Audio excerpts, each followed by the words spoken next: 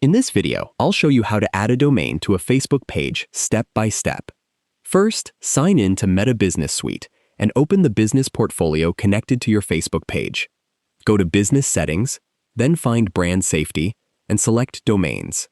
Click Add and enter your website domain, such as yourbusiness.com. Then click Add Domain. Next, Meta will give you one or more verification methods, such as adding a DNS-TXC record through your domain provider, uploading an HTML file to your website, or adding a meta tag to your website. Choose the method that's easiest for you and follow the instructions provided by Meta. After making the required changes, return to Business Settings and click Verify. Once Meta confirms the verification, your domain will appear as a verified domain in your business portfolio. You can then use the domain with eligible business assets and features as needed.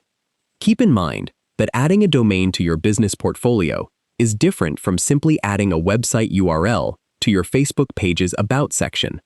That's how you can add and verify a domain for your Facebook page through Meta Business Suite. If you found this video helpful, please like the video, subscribe to the channel, and turn on notifications for more easy Facebook and Meta tutorials. Thanks for watching.